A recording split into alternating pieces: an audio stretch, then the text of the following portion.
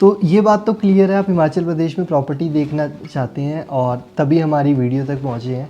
लेकिन प्रॉपर्टी ख़रीदना इतना आसान या फिर डॉक्यूमेंटेशन इतना आसान नहीं है। क्यों आसान नहीं है, क्यों ख़रीद सकते हैं, कैसे ख़रीद सकते हैं, वो सारी चीज़ें मैं आपको इस वीडियो में बताने वाला हूँ। तो आई होप आप सब इस वीडियो के साथ जुड़े रहेंगे और समझेंगे कैसे हिमाचल प्रदेश में सही तरीके से प्रॉपर्टी ख़रीद पाएंगे आप।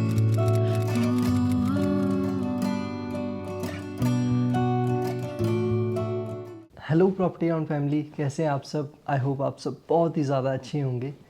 तो आज की जो वीडियो है, इस वीडियो पे या फिर इस टॉपिक पे हम पहले भी कुछ बातें कर चुके हैं, लेकिन कुछ लोग ऐसे हैं या फिर हमारे साथ कुछ लोग ऐसे हैं जो नए जुड़े हैं। वो एक क्लैरिफिकेशन चाहते हैं या फिर समझना चाहते हैं कि एक्चुअल में हिमाचल प्रदेश में अगर वो प्रॉपर्टी ख़रीद रहे हैं तो क्या प्रॉपर्टी ख़रीद सकते हैं, क्या रिस्ट्रिक्शन है और क्या रूल्स हैं जिनको उन्हें अपने ध्यान में रखना बहुत ज़रूरी है। तो थोड़ी सी ज़्यादा इन्फॉर्मेटिव होगी, तो मैं रिक्वेस्ट करूँगा कि अगर आपने इस वीडियो को शुरू कर दिया है देखना और उसी के साथ साथ आप हिमाचल प्रदेश में एक छोटी सी इन्वेस्टमेंट करना चाहते हैं, एक सेकंड होम लेना चाहते हैं कहीं भी हिमाचल के किसी भी पार्ट में, तो इस वीडियो को डेफिनेटली जो भी थोड़ी सी वीडियो का जो भी टाइमिंग होगा उसको ज़रूर देखिएगा। आपको बहुत सारी चीज़ें जो है वो समझ आ जाएंगी। तो सबसे पहले हम बात करते हैं कि हिमाचल प्रदेश में आप प्रॉपर्टी ख़रीद सकते हैं या नहीं ख़रीद सकते। तो ऐसा कुछ प्रॉब्लम नहीं है हिमाचल प्रदेश में कि आप प्रॉपर्टी नहीं ख़रीद सकते।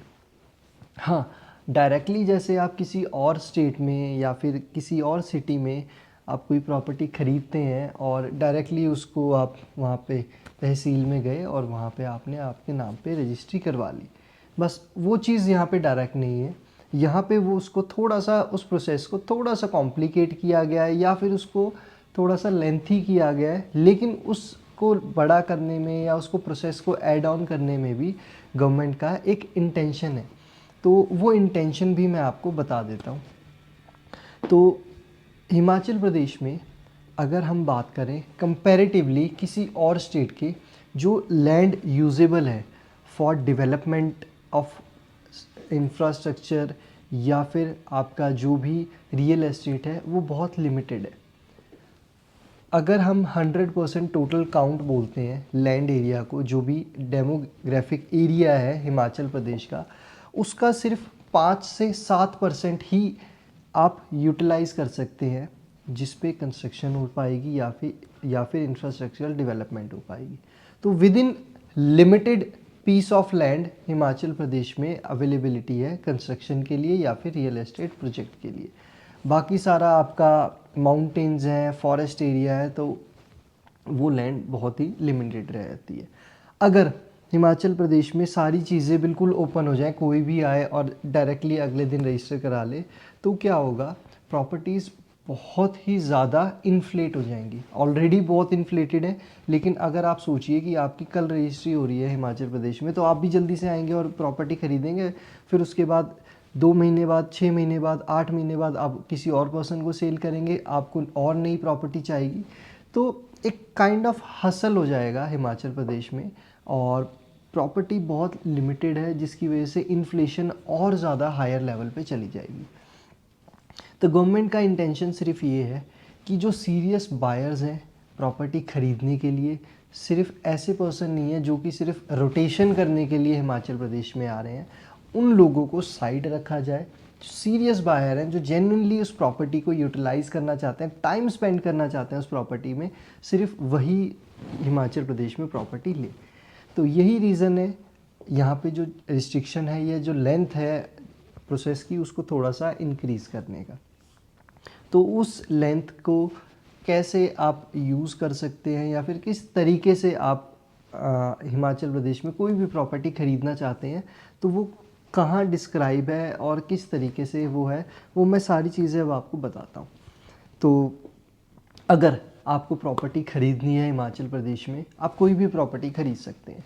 चाहे आप लैंड ख़रीदना चाहें, चाहे आप एग्रीकल्चर लैंड ख़रीदना चाहें, चाहे आप स्ट्रक्चरल डेवलपमेंट ख़रीदना चाहे, आप कमर्शियल प्रॉपर्टी ख़रीदना चाहें, या फिर आप आपका प्रोजेक्ट डेवलप करना चाहें, चाहे फिर वो रियल एस्टेट का हो, चाहे मार्केटिंग के रिगार्डिंग हो, चाहे हॉस्पिटैलिटी सर्विस हो, कुछ भी हो, जो भी आप डेवलपमेंट करना चाहते हैं उसके लिए भी आप यहाँ पे डेवलपमेंट भी, प्रॉपर्टी भी, वो भी ख़रीद सकते हैं।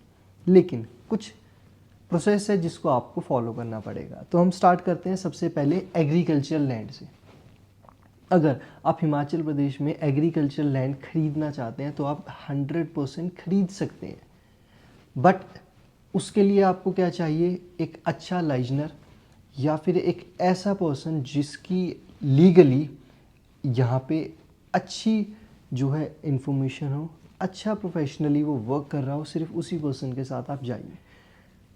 एंड अगर आप एग्रीकल्चर लैंड लेना चाहते हैं तो उसके लिए लिमिट है not more than 4 acres of land. 4 एकड़ तक आप यहाँ पे प्रॉपर्टी खरीद सकते हैं, लेकिन उसके लिए एक शर्त है कि जिस भी स्टेट से आप बिलोंग करते हैं, जहाँ का भी आपका आधार कार्ड है या फिर जहाँ का भी आपका रेजिडेंस है, वहाँ के भी आप एग्रीकल्चरिस्ट होने चाहिए। आपके पास एक डेडिकेटेड सर्टिफिकेट होना चाहिए एक प्रोफेशनल अथॉरिटी के थ्रू कि हाँ आप एक प्रोफेशनल हो और आप वो चीज़ आपकी स्टेट में करते हो, एंड उसी को आप carry forward as an expansion आप हिमाचल प्रदेश में लेके आ रहे हैं। तो थ्रू सेक्शन 118 एप्लीकेशन आपकी फ़ाइल जो है वो सबमिट होगी, and after submission 5 to 6 months में आपका जो सेक्शन 118 का अप्रूवल है regarding purchase of agriculture land वो आपको मिल जाएगा। तब आप उसको आपके नाम रजिस्टर करवा सकते हैं। ऐसे ही अगर आपको रेजिडेंशियल लैंड चाहिए तो रेजिडेंशियल लैंड 500 स्क्वायर मीटर तक आप ले सकते हैं, 500 स्क्वायर मीटर या फिर 600 स्क्वायर यार्ड। अगर मैं प्रिसाइज्ड बताऊं तो 599 स्क्वायर यार्ड मैक्सिमम आप यहाँ पे लैंड खरीद सकते हैं। लेकिन अगर आप अकेली लैंड खरीदते हैं तो कुछ डिफ़िकल्टीज़ हैं। जो प्रोसेस है वो थोड़ा सा स्ट्रिक्ट है अकेली लैंड खरीदने के ऊपर। तो उसमें आई विल सजेस्ट कि आप लैंड ना ही खरीदें, अकेली लैंड ना खरीदें, तो वो ज़्यादा कंफर्टेबल रहेगा। बट अगर आपके पास जो लीगल पर्सन है बहुत स्ट्रॉन्ग है, आपके पास अच्छा बैकअप है, आपके पास टाइम है और आप एफर्ट कर सकते हैं, तो आप ट्राई कर सकते हैं, आपको मिल सकती है सिर्फ लैंड के लिए। बट अगर आप स्ट्रक्चरल डेवलपमेंट खरीद रहे हैं, 600 गज का प्लॉट खरीद रहे हैं, 500 स्क्वायर मीटर का प्लॉट खरीद रहे हैं जिसके ऊपर स्ट्रक्चर डेवलप्ड है, या फिर कोई फ्लैट खरीद रहे हैं 1000 स्क्वायर फीट का, 2000 स्क्वायर फीट का, 5000 स्क्वायर फीट का, तो वो भी आप खरीद सकते हैं। फ्लैट में या फिर डेवलप्ड में या फिर स्ट्रक्चरल डेवलपमेंट में आपको एक बेनिफिट हो जाता है कि अगर आप उस प्रॉपर्टी को अंडर म्यूनिसिपल कॉरपोरेशन एरिया खरीदते हो, या जिसको आसान लैंग्वेज में बोलते हैं कमिटी के अंदर अगर आप प्रॉपर्टी खरीदते हैं, चाहे किसी भी डिस्ट्रिक्ट की हो, चाहे सोलन की हो, सिरमौर की हो, कांगड़ा की हो, कहीं की भी हो, अगर आप उसको कमेटी के अंदर प्रॉपर्टी को खरीद रहे हो तो आपको सेक्शन 118 के अप्रूवल की ज़रूरत नहीं है, आप डायरेक्टली उसको अपने नाम पे रजिस्टर करवा सकते हैं। बट अगर आप हिमाचल आ रहे हैं, आप भीड़ में तो जाना पसंद नहीं करेंगे, बिकॉज कमेटी एरिया थोड़ा सा स्ट्रेसफुल रहता है, थोड़ा सा ट्रैफिक रहता है, वहाँ पे शॉप्स होती हैं। आप हिमाचल आते हैं पीस के लिए, अच्छी लोकेशन को एंजॉय करने के लिए, आप नेचर को देखने के लिए, तो आप चाहते हैं कि वो प्रॉपर्टी आपको रूरल एरियाज़ में मिले, पहाड़ों को आप बिल्कुल क्लियरली देख पाएँ, आपके आसपास पाइन ट्रीज़ हों, देवदार ट्रीज़ हों, तो उसके लिए आपको कमेटी एरिया से बाहर जाना पड़ेगा। तो कोई प्रॉब्लम नहीं है, वो भी आप परचेज़ कर सकते हैं। आप कमेटी के बाहर भी अगर प्रॉपर्टी लेते हैं तो उसके लिए आपको सेक्शन 118 की फ़ाइल अप्लाई करनी होती है।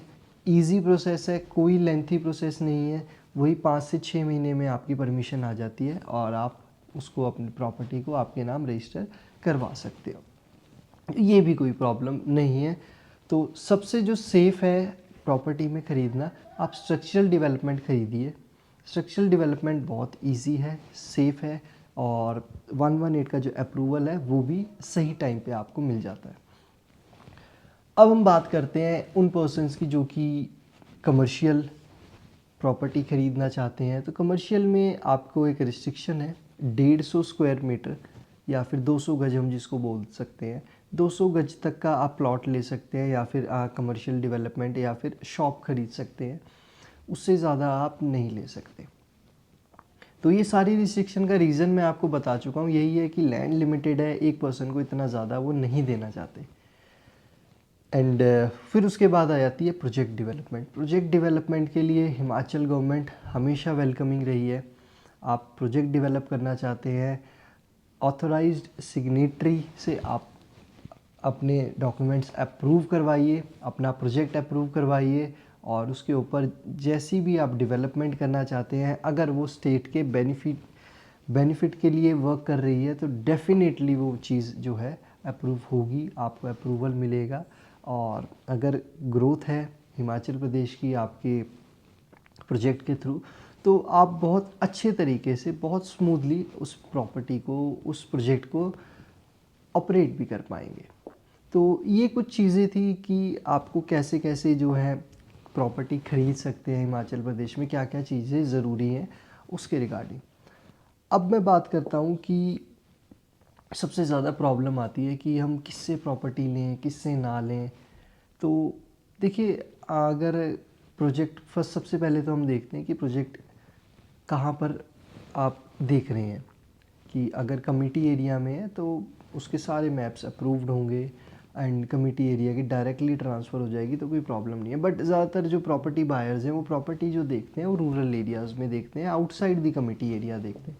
तो उनको क्या क्या डॉक्यूमेंट्स देखने चाहिए।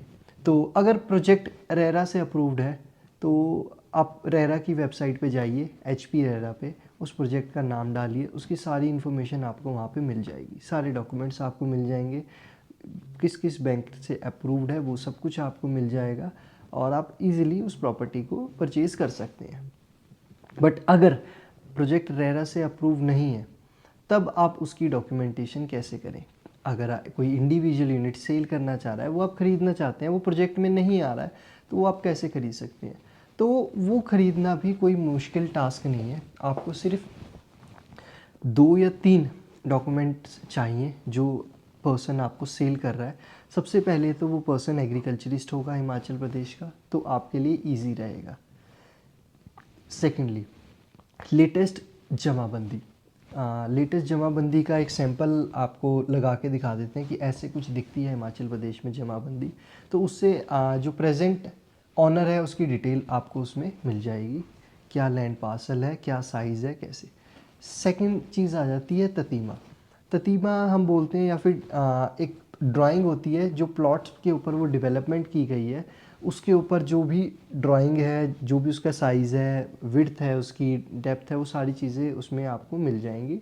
एंड उसके अकॉर्डिंगली आपको पता लग जाएगा कि प्रॉपर्टी कितनी बड़ी है, कैसे कैसे वो साइज़ में एलोकेटेड है। तो फर्स्ट चीज़ होगी जमाबंदी, सेकंड होगी ततीमा। थर्ड चीज़ आती है जो सबसे इम्पॉर्टेंट है, कई बार हम स्किप कर देते हैं, जो है हिमाचल की लोकल लैंग्वेज में जिसको बोला जाता है भार मुक्त।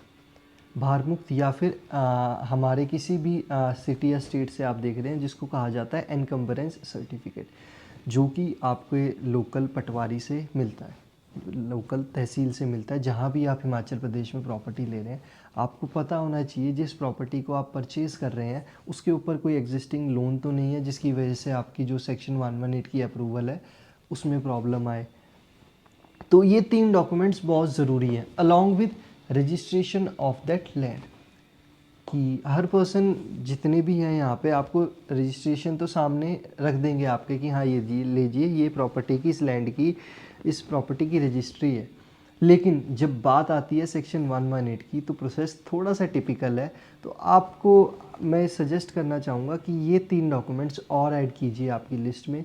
इन तीनों डॉक्यूमेंट्स को भी ज़रूर देखिए, सो दैट उस प्रॉपर्टी के ऊपर आपका ट्रस्ट बन पाए, सेक्शन 118 की एप्लीकेशन आपकी जल्दी आ पाए।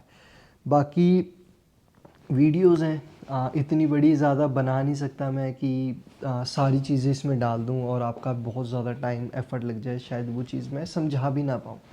तो अगर आपको कोई भी डिटेल फर्दर चाहिए हमारे से सेक्शन 118 से रिलेटेड या किसी भी डॉक्यूमेंट से रिलेटेड, तो वो सारी चीज़ें मैं आपको दे सकता हूँ। हिमाचल प्रदेश में काफ़ी टाइम से हम एफ़र्ट कर रहे हैं, बहुत सारी नॉलेज इधर उधर से हमने गैदर की है, हम रेडी हैं आपको नॉलेज देने के लिए। तो अगर आपके पास टाइम है, आप आपकी मनी जो हार्ड अर्न मनी है उसको हिमाचल प्रदेश में लगाना चाहते हैं, तो मैं आपसे ज़रूर रिक्वेस्ट करूँगा कि अगर आप आ रहे हैं तो एक बार कोशिश कीजिए, मेरी टीम को कॉल कीजिए, हम एक मीटिंग शेड्यूल करते हैं और उस मीटिंग में जो भी आपके डाउट्स हैं रिलेटेड प्रॉपर्टीज़ इन Himachal Pradesh, related any project, कोई भी फाइनेंस से रिलेटेड कोई भी क्वेरी आपकी है तो वो हम डिस्कस करते हैं और मैक्सिमम टू मैक्सिमम लेवल तक हम उसको सॉर्ट आउट करने की कोशिश कर सकते हैं। तो इतना ही रखते हैं इस वीडियो को, ऑलरेडी बहुत ज़्यादा बड़ी हो गई है। तो आई होप आपको ये वीडियो अच्छी लगी होगी।